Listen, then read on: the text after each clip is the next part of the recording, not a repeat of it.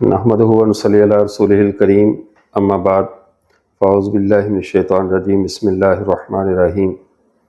عزیز طلباء، عقائد کے اصول و ضوابط کے حوالے سے یہ ہماری دوسری نشست ہے، جس میں آج ہم ارتداد اور اقسام کفر کے حوالے سے گفتگو کریں گے۔ کفر کی کتنی اقسام ہیں، کیا اس کی تفصیل ہے، اور ارتداد کی کتنی قسمیں ہیں، اور مرتد کا اطلاق کس پر ہوتا ہے۔ یہاں پر بنیادی بات یہ سمجھ لیں، جو شخص بھی اسلام سے نکلے، یعنی کفر کی تعریف جس طرح یہ ہے کہ جو اسلام نہ ہو ایمان نہ ہو، سے کفر کہتے ہیں، یعنی ایمان سے نکل جانا، ایمان کے اپوزٹ، ایمان کے متضاد چیز ہے تو وہ کفر ہی ہوگی۔ تو اس طرز پر جو شخص ایمان سے نکلے، اسلام کے مسلمات کو چھوڑے اور چھوڑ کر باہر چلا جائے، تو ایسے شخص کو مرتد کہتے ہیں۔ اس کی پھر دو قسمیں ہیں۔ مرتد دو طرح کا ہوتا ہے۔ ایک مرتد تو وہ ہے جو العیاذ باللہ مطلقاً دین اسلام سے پھر جائے، اسلام کو چھوڑے اور کسی اور سائڈ پہ چلا جائے اور پورے کے پورے اسلام سے خارج ہو جائے۔ یہ مرتد کی پہلی قسم ہے۔ اور مرتد کی دوسری قسم یہ ہے کہ وہ اسلام کو مانتا ہو، اسلام کے احکامات کو بھی مانتا ہو، لیکن ساتھ ساتھ کسی ایک قطعی اور ضروریات دین میں سے ضروری مسئلہ ایک کا انکار کرے، یہ بھی مرتد ہی ہوتا ہے۔ اور جو آج کل لوگ غلطی کرتے ہیں وہ دوسری قسم کے بارے میں غلطی کرتے ہیں، اس کو کافر ماننے میں خطا کا شکار ہو جاتے ہیں۔ جو بالکل اسلام سے نکل کر کسی نے عیسائیت کو قبول کر لیا، یہودیت کو قبول کر لیا، یا اس نے قادیانیت میں چلا گیا یا کسی اور مذہب میں چلا گیا، اس کو تو مرتد عوام الناس بھی جان جاتی ہے، خواص بھی جان جاتے ہیں۔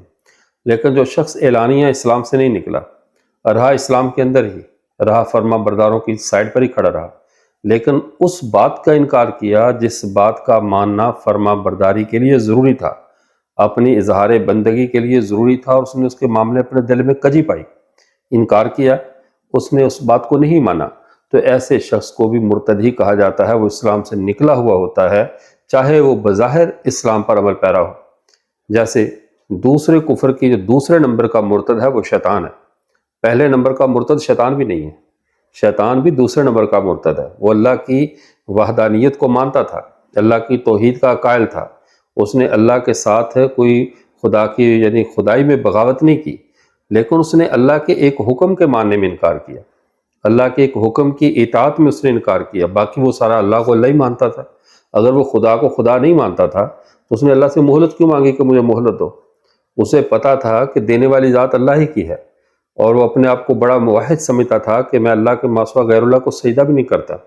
اپنی یعنی اس نے شان دکھائی اور اپنے اظہار کیا اپنی بڑائی کا، اور کہا کہ میں تو اللہ کو اپنے سے بڑا مانتا ہوں۔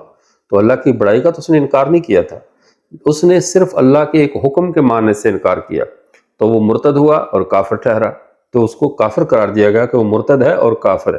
اس کی سابقہ زندگی کی تمام عبادات، تمام خدمات، اس کی تمام جو اظہار بندگی اور عبودیت تھا، وہ اس کے کسی کام نہیں ہے جب ایک حکم کا انکار کر دیا۔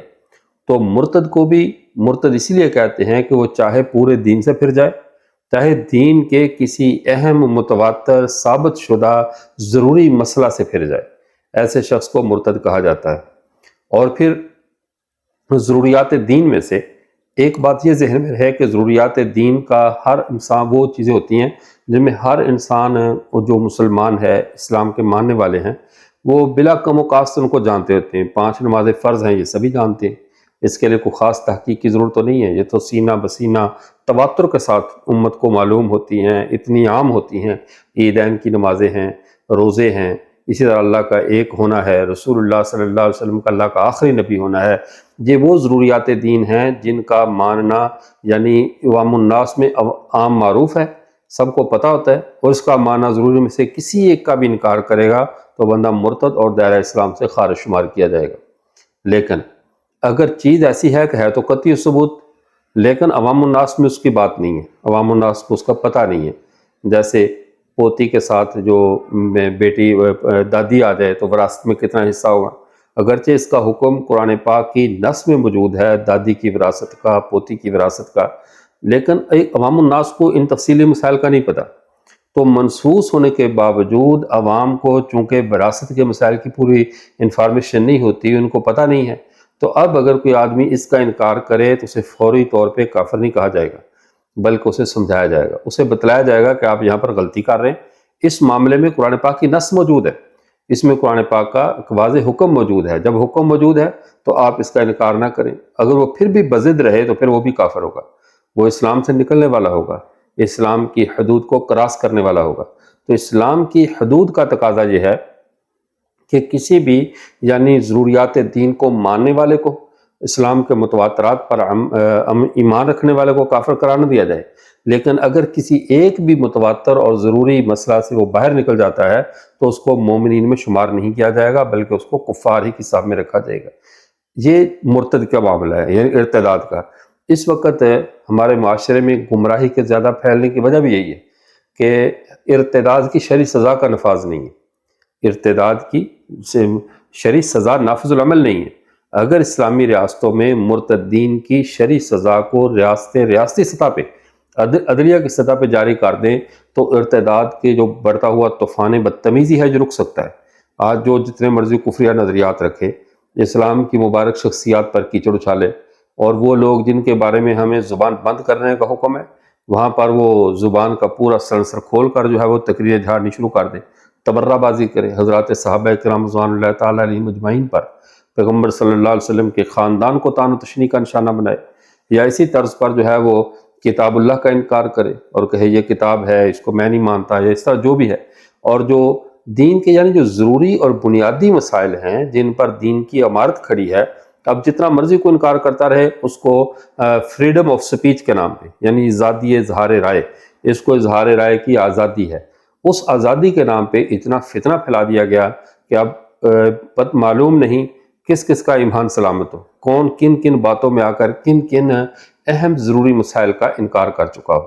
اس لیے لازم ہے کہ عوام الناس کو علماء اکرام اور وہ لوگ جن کا عوام میں اثر و رسوخ ہے ارتداد کے فتنے سے ڈرائیں، ارتداد کی شرعی سزاؤں کے بارے میں بتائیں، اور بتائیں کہ کون سا قول اور کون سا فعل آپ کو مرتدین کی لسٹ میں رکھ دے گا، حالانکہ آپ ساری زندگی یہ سمجھتے رہیں گے کہ آپ مسلمان۔ اور پھر دوسری بات یہ بھی فرمایا کہ اللہ اور اللہ کے رسول کے فیصلوں کے معاملے میں اپنے دل میں وہ کجی نہ پائے، اپنے دل میں الجھن نہ پائے۔ اسلام اللہ اور اللہ کے رسول کے احکامات کو، شریعت کو، ان کے طرف اللہ اور اللہ کی بیان کردہ چیزوں کو جو کہ ضروریات دین میں سے ہیں یا متواترات میں سے ہیں، قطعیات میں سے ہیں، پورے شرح صدر کے ساتھ، اطمینان قلب کے ساتھ، پوری بشاشت کے ساتھ ماننے کا نام دین ہے۔ اگر اپنے دل میں کجی پائیں اور تلخی پائیں، اللہ کو ایسی کجی اور تلخی والا جو اللہ کے حکم میں تلخی پائے، اللہ کے حکم میں اپنے لیے تنگی پائے، ایسے بندے کی اسلام میں ضرورت نہیں ہے۔ اللہ کے احکام پورے شرح صدر کے ساتھ، اللہ کے حکم کو، شریعت اسلام کو ماننا، اور اس میں اپنے دل میں کوئی بھی تنگی نہ محسوس کرے۔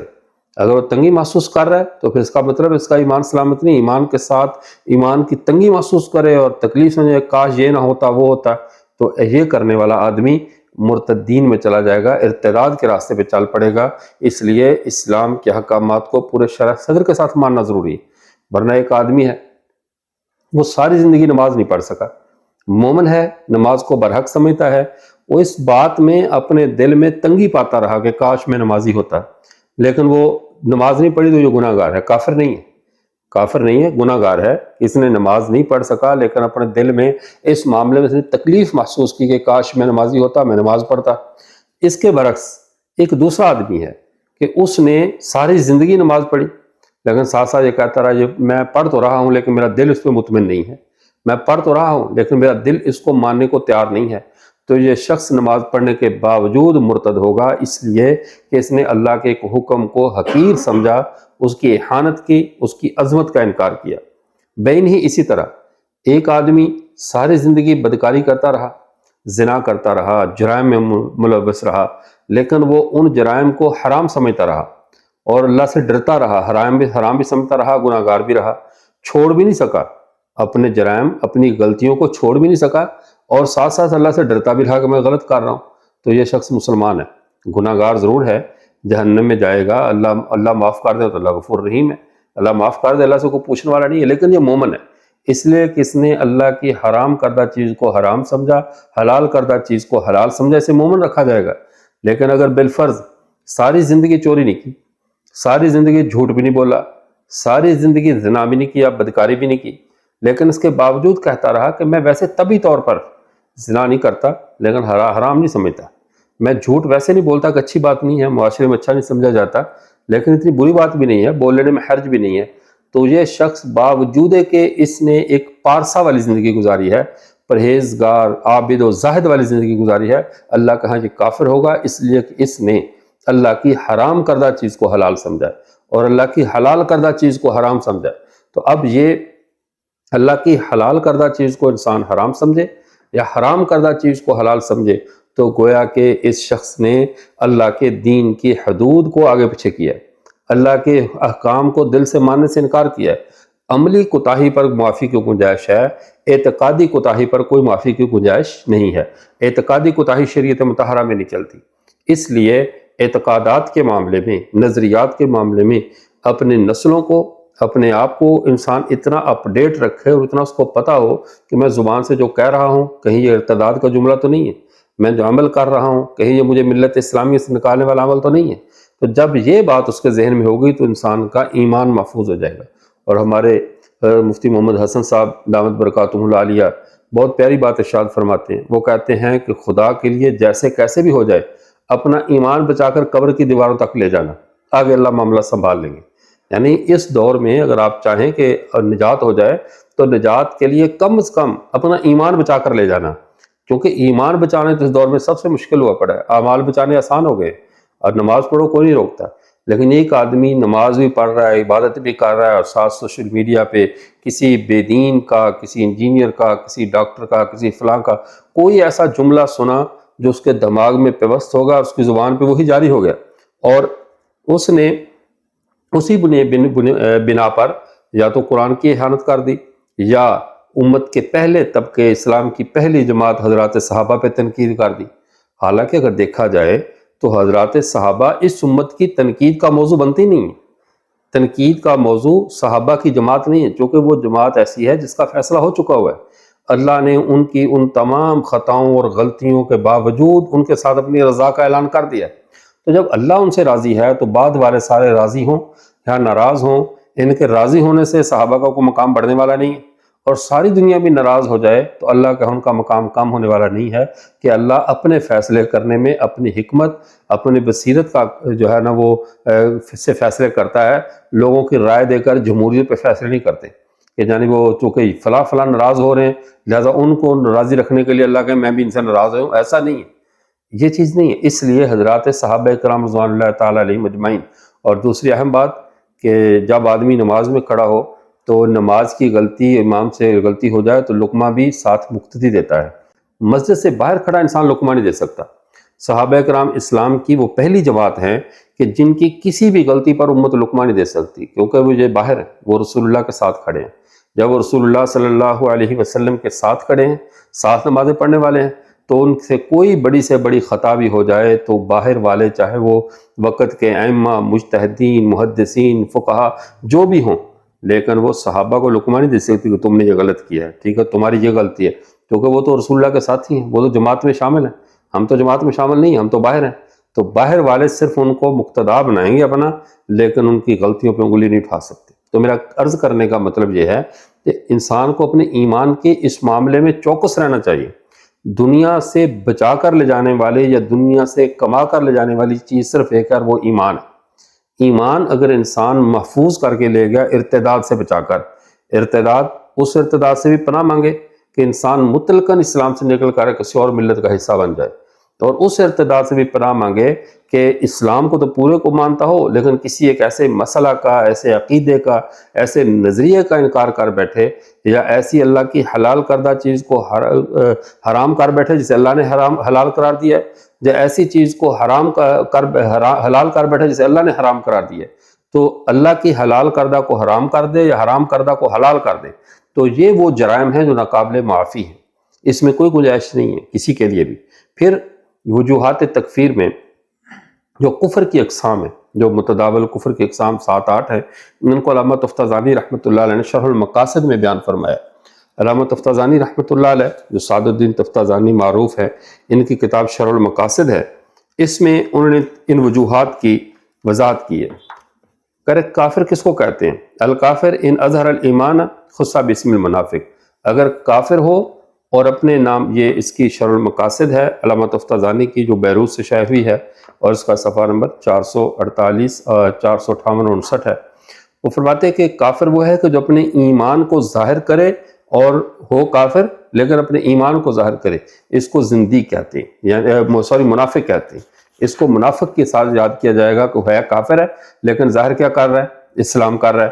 اور اگر وہ کفر کر رہا ہے اسلام لانے کے بعد، وَإِن كَفَرَ بَعْدَ الْإِسْلَامِ، اسلام لانے کے بعد وہ کفر کا اظہار کر رہا ہے تو اس کو مرتد کہا جائے گا، فَبِالْمُرْتَد، اس کا نام مرتد رکھا جاتا ہے۔ یہ کفر کی دوسری قسم ہے۔ پہلی قسم میں کہ ہو کافر اندر سے اور اظہار کس کا کرے؟ اسلام کا، تو یہ شخص ہوگا منافق۔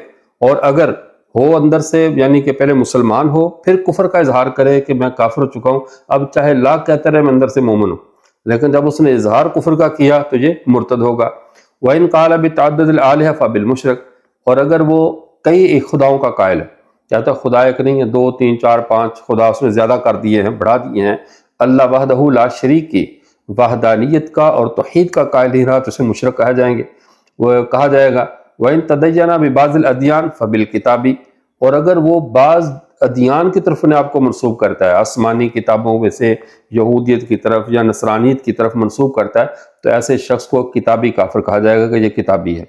اور وَإِنْ أَسْنَدَ الْحَوَادِثَ إِلَى الزَّمَانِ وَاعْتَقَدَ قِدْمِهِ فَبِالدَّهْرِ، فرمایا کہ اگر وہ حادثات کی نسبت زمانے کی طرف کرتا ہے کہ جو حادثات ہوتے ہیں زمانے میں تو یہ زمانے کی وجہ سے ہے، زمانہ حالات کو پلٹتا رہتا ہے، تو اور زمانے کے قدیم ہونے کا قائل ہے۔ تو ہمارا تو اہل سنت والجماعت کا نظریہ ہے کہ اللہ کی ذات قدیم ہے، قدم ہم اللہ کے لیے مانتے ہیں، زمانے کے لیے مانتے ہیں۔ لیکن جو شخص کہے کہ زمانہ بھی قدیم ہے تو اس شخص کو دہری کہتے ہیں۔ اور آگے وَإِن نَفَى ثَانِ فَبِالْمُعَطَّلِ، اور اگر کائنات میں ثانی کے وجود کی نفی کرتا ہے، کہہ رہا ثانی کا کوئی وجود نہیں ہے، دنیا کو بنانے والا کوئی بھی نہیں ہے، یا آٹومیٹک یعنی وہ نظام چل رہا ہے جیسے داریوں کا نظریہ ہوتا ہے، تو وہ کہتا ہے کہ وہ بنانے والا کوئی نہیں ہے، ثانی اس کا نہیں ہے، تو اسے معطلہ کہا جاتا ہے، معطل کہتے ہیں۔ وَإِنْ أَبْطَنَ عَقَائِدِهِ يَا كُفْرٌ بِالاتفاق فَبِالزِّندِيق، اور اگر وہ اپنے اندر ایسے عقائد رکھتا ہے، اپنے اندر پہلی قسم تھی اپنے اندر کفر رکھے اور اسلام کو ظاہر کرے، ٹھیک ہے، اور ایک ہے کہ اپنے اندر ایسے عقائد رکھے جو کفریہ ہیں اور ان کو اسلام ظاہر کرے، اسے زندیق کہتے ہیں۔ اب منافق اور زندیق میں کیا فرق ہوگا؟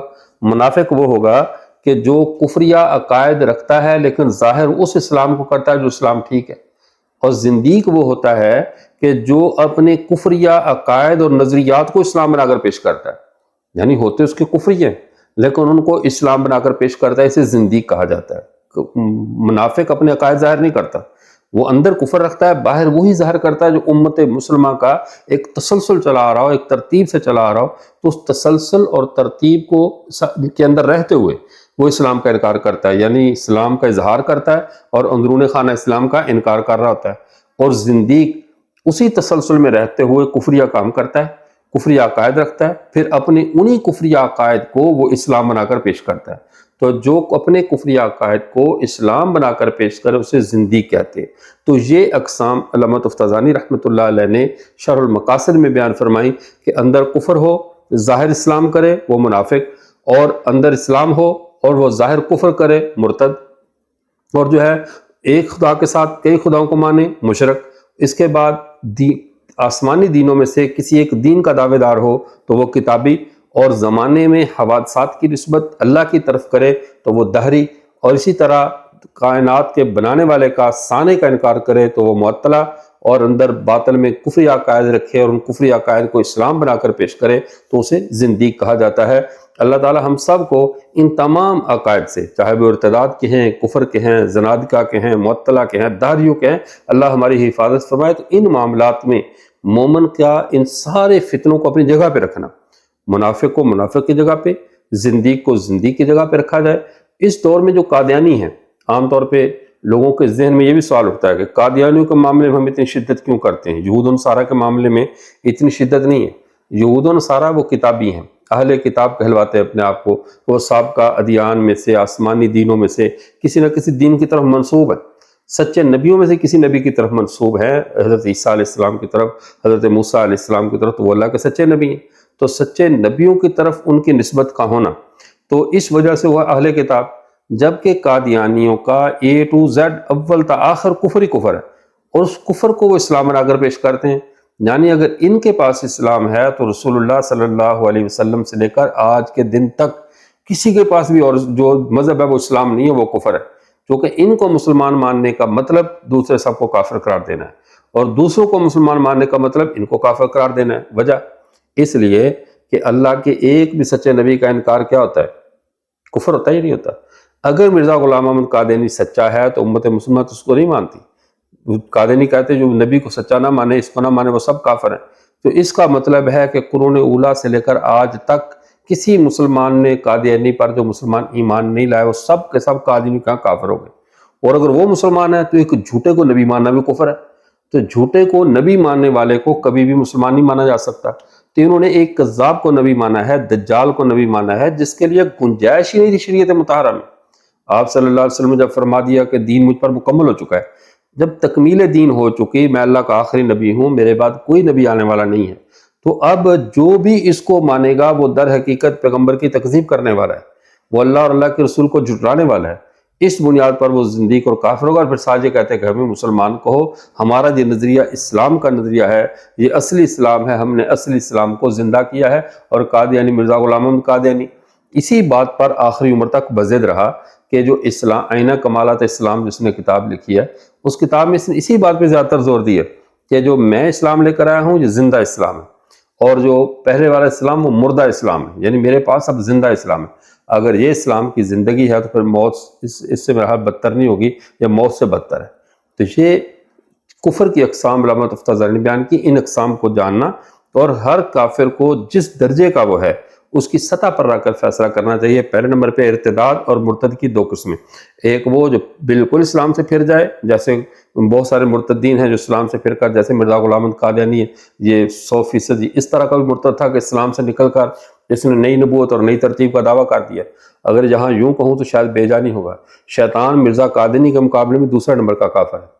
ایک نمبر کافر مرزا غلام احمد قادیانی ہے، اور شیطان دوسرے نمبر کا کافر ہے، کیونکہ شیطان نے اللہ کے دین سے، اللہ کے احکام سے، اللہ کی بندگی سے باہر نہیں نکلا، اس نے اللہ کے حکم کا انکار کیا۔ ایک حکم کا انکار کر کے وہ کافروں میں سے ہو گیا، کان من الکافرین، حکم میں سے ہو گیا، کافروں میں سے ہو گیا۔ لیکن مرزا غلام احمد قادیانی نے خدا کی خدائی کا بھی انکار کیا ہے۔ لوگوں کو تو یہ دھوکہ دیتے ہیں نا کہ ہمارا صرف ختم نبوت کے مسئلہ پر اختلاف ہے یا وفات مسیح کے مسئلہ پر اختلاف ہے امت مسلمہ سے، ایسا نہیں ہے۔ ان کا اختلاف قادیانیوں کا امت مسلمہ سے اللہ کی ذات سے شروع ہوتا ہے، اور آخری اس امت کے پیدا ہونے والے فرد تک ان کا اختلاف باقی ہے۔ بالکل اپوزٹ، یعنی خدا کے مقابل خدا کا ان کے ہاں جو تصور ہے اس کا تو امت مسلمہ میں وہ تو تصور کفر ہے۔ اس تصور کے ساتھ بندہ مسلمان کیسے رہ سکتا ہے؟ اس لیے کہ وہ تصور اسلام میں اس کی گنجائش نہیں ہے۔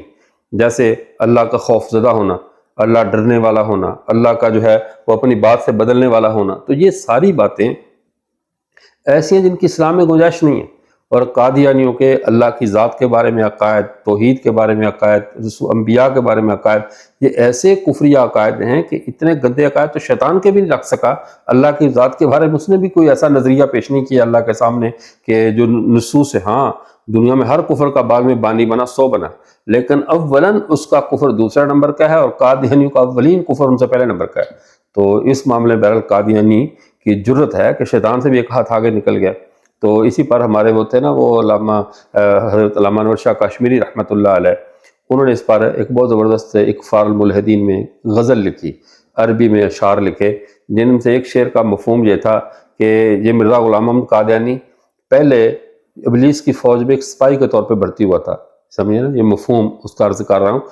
پہلے مرزا غلام احمد قادیانی ابلیس کی فوج میں سپاہی کے طور پر بھرتی ہوا تھا، پھر اپنی صلاحیتوں کی وجہ سے ترقی کرتا کرتا اس مقام پر پہنچ گیا کہ اب یہ جنرل ہے اور ابلیس اس کا ایک سپاہی ہے۔ اب یہ فوج کا چیف کمانڈر ہے اور ابلیس اب خود اس کا ایک سپاہی بن چکا ہے۔ تو یہ قادیانیوں کی ترقی ہے، اور ترقی بالکل اللہ اور اللہ کے رسول کی بغاوت والے راستے پر ہے۔ تو بہرحال یہ زنادقہ کی یہ اقسام ہوئی آج کفر کی، اور ساتھ یہ ارتداد کی دو قسمیں۔ اور اس وقت سب سے بڑا امت مسلمہ کو خطرہ وہ دوسری قسم کے ارتداد سے ہے۔ دوسری قسم کا ارتداد اس وقت معاشرے میں بہت پھیل رہا ہے، جس کے جو جی میں آتا ہے، جو عقیدہ اختیار کرنا چاہتا ہے کر لیتا ہے۔ گزشتہ دنوں ہم نے ایک بہت اپنے بڑے معزز بزرگوں کے بارے میں سنا، وہ معراج کے قائل نہیں رہے، آپ صلی اللہ علیہ وسلم کی معراج جسمانی کے قائل نہیں رہے، وجہ کیا ہے؟ وہ لٹریچر، اوپن لٹریچر پڑھا، سوشل میڈیا سے پڑھا، اور وہ ان کو پتہ ہی نہیں تفصیلات کا، اور وہ ہاتھ دھو بیٹھے اپنے اس عقیدے سے، میراج جسمانی والے عقیدے سے۔ اور بھی اس کی تفصیل انشاءاللہ اپنے وقت پر آئے گی، تو وہ عقائد و نظریات جو ضروریات دین میں سے ہیں، اور بعض لوگ غلط فہمی کی وجہ سے یا جہالت کی وجہ سے ان کا انکار کر بیٹھتے ہیں۔ اللہ تعالی ہم سب کو ہمارے عقائد کی حفاظت فرمائے، اور ہمیں کفر اور اسلام کو پرکھنے والی حقیقی آنکھ نصیب فرمائے۔ وآخر دعوانا ان الحمدللہ رب العالمین۔